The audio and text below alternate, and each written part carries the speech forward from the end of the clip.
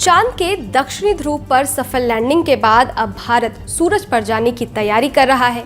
इसरो का अगला मिशन सूर्ययान है, जिसे 2 सितंबर को श्रीहरिकोटा स्पेस सेंटर से लॉन्च किया जाएगा। इसरो के space application director M Desai ने इस बात की जानकारी दी है। भारत का ये पहला सूर्य मिशन है, जिसका नाम आदित्य L1 रखा गया है। इसरो अपने इस मिशन में सूर्य से निकलने वाली किरणों का अध्ययन करेगा। तो चलिए इस वीडियो में सूर्य मिशन के बारे में डिटेल में जानते हैं। सबसे पहले सूर्य मिशन क्या है, सूर्य का शोध क्यों, इस मिशन का लक्ष्य क्या है, ये मिशन कितने समय तक काम करेगा, साथ ही इस मिशन का नाम आदित्य L1 क्यों रखा गया। नमस्ते, मैं हूं अदिति शाह और आप देख रहे हैं न्यूज़ नेशन का डिजिटल प्लेटफॉर्म।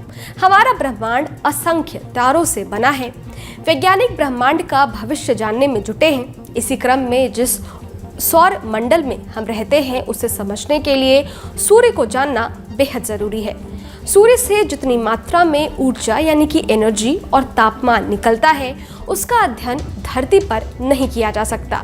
लिहाजा दुनिया भर की अंतरिक्ष एजेंसियां जितना संभव है उतना सूरज के पास जाकर अध्ययन करना चाहती है। नासा और यूरोपीय अंतरिक्ष एजेंसी ने सूरज का अध्ययन करने के लिए कई शोध किए हैं। इसरो भी आदित्य L1 के जरिए सूर्य की डिटेल स्टडी करना चाहता है। आदित्य L1 को पृथ्वी से सूर्य की ओर करीब 15 लाख किलोमीटर पर स्थित लैग्रेंज 1 पॉइंट पर पहुंचना है। ये वहां कक्षा में स्थापित हो जाएगा और वहीं से सूर्य पर नजर बनाते हुए उसका चक्कर लगाएगा। अब लैग्रेंज पॉइंट क्या है वो भी समझ लीजिए। लैग्रेंज पॉइंट धरती और सूरज के बीच की वो जगह है जहां से सूर्य को बगैर किसी रुकावट के देखा जा सकता है। धरती और सूरज के बीच कुल 5 लैग्रेंज पॉइंट्स हैं और इन एक लैग्रेंज पॉइंट की दूरी करीब 15 लाख किलोमीटर है। यहाँ पर ग्रेविटेशनल फोर्स सेंट्रीपिटल फोर्स के बराबर हो जाता है, इसलिए कोई भी अंतरिक्ष यान इस पॉइंट पर कम ईंधन के साथ रुककर स्टडी कर सकता है। और भारत के सूर्य मिशन आदित्य L1 मिशन को सभी 5 लैग्रेंज पॉइंट को ध्यान में रखते हुए तैयार किया गया है। सूरज तक जाने में कितना दिन लगेगा? चंद्रयान 3 को लॉन्च होने के बाद उसकी सफल लैंडिंग में 40 दिन का समय लगा था। आदित्य L1 को 2 सितंबर को लॉन्च किया जाएगा। इसरो के मुताबिक इसे सूरज की कक्षा में L1 पॉइंट तक पहुंचने में 110 दिन का समय लगेगा। आदित्य L1 को PSLV रॉकेट से लॉन्च किया जाएगा। इस मिशन का लक्ष्य क्या है? आदित्य L1 सूर्य के फोटोस्फेयर यानी कि सूरज का वो हिस्सा जो हमें दिखता है, बाहरी वायुमंडल यानी कि क्रोमोस्फेयर, सूर्य की दिखाई देने वाली सतह, फोटोस्फेयर के ठीक ऊपर, और कोरोना, सूर्य के कुछ हजार किलोमीटर ऊपर की बाहरी परत, इसके चुंबकीय क्षेत्र यानी कि मैग्नेटिक फील्ड, टोपोलॉजी और सौर वायु का अध्ययन करेगा।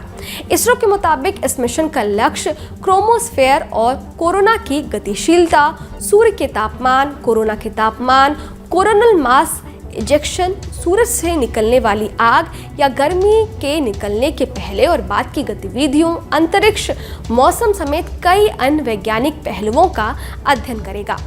मिशन कितने समय तक काम करेगा? इसरो के मुताबिक आदित्य L1 मिशन करीब 5 साल तक सूरज से निकलने वाली किरणों का अध्ययन करेगा। आदित्य L1 में 7 पेलोड्स लगे हुए हैं जो सूरज से निकलने वाली किरणों का गहन अध्ययन करेंगे।